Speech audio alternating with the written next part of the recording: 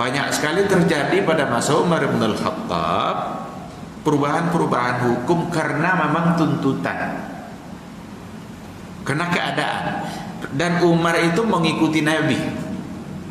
Umar tidak berbuat semaunya, Nabi yang dia ikuti. Di antara yang pernah dilakukan oleh Nabi apa? Nabi SAW pernah di satu tahun di hari raya Idul Adha, beliau memberikan keputusan hukum bahwa daging kurban tidak boleh lebih dari 3 hari.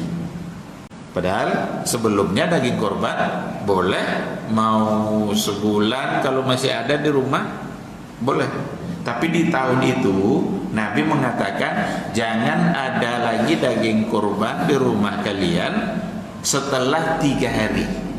Berarti ada perubahan. Ini langkah Nabi, ini tentu sunnah. Apa alasan Nabi membatasi 3 hari ketika itu?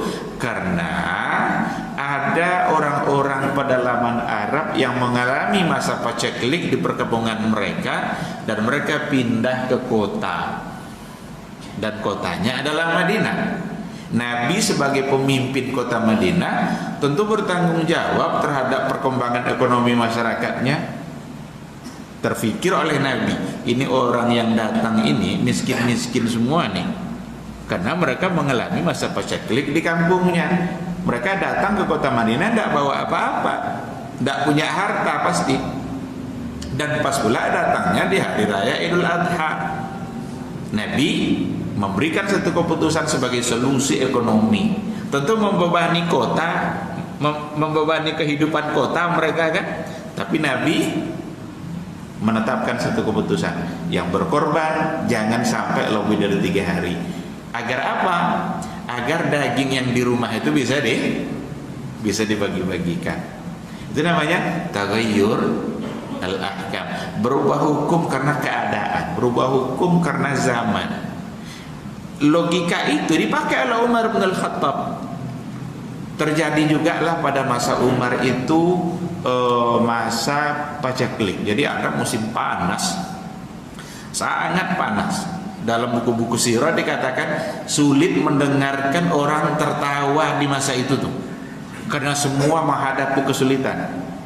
Patroli lah Umar kan orangnya suka patroli malam-malam. Biasanya dia dengar keluarga-keluarga bercengkrama, senda gurau.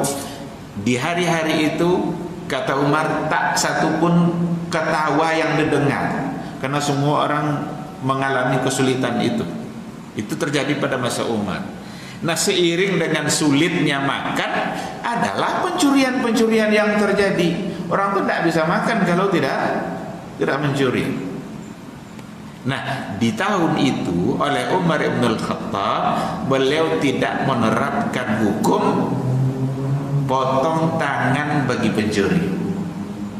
Tidak dilaksanakan itu oleh Umar bin Al-Khattab. Padahal ayatnya jelas kan? Apakah Umar merubah-rubah ayat? Tidak. Umar tidak pernah merubah-rubah ayat.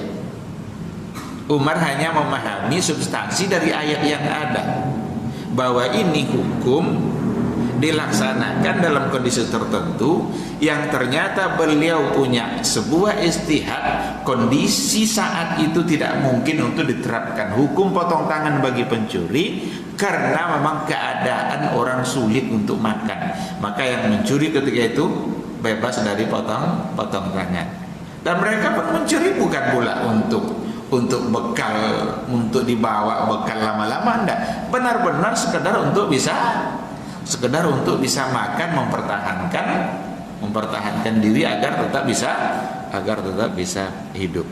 Nah, jadi kalau kita bicara kekuatan kaidah yang kita baca pada malam hari ini, bisa dipastikan dia memiliki landasan dan dasar-dasar yang kuat. Karena Nabi sendiri mengajarkan untuk melakukan hal-hal yang seperti itu.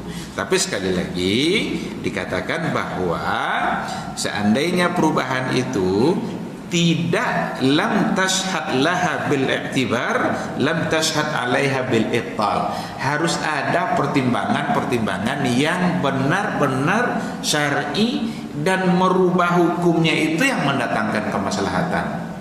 Tapi kalau tiba-tiba kita merubah fatwa-fatwa yang ada dan perubahan itu tidak memberikan kemaslahatan kemaslahatan yang lebih, maka itu tidak bisa. Karena buat apa dirubah kalau tidak akan memberikan kemaslahatan yang lebih pasti? Mending mempertahankan hukum yang lama. Jadi perubahan-perubahan keadaan dan zaman itu bisa penyebab perubah hukum.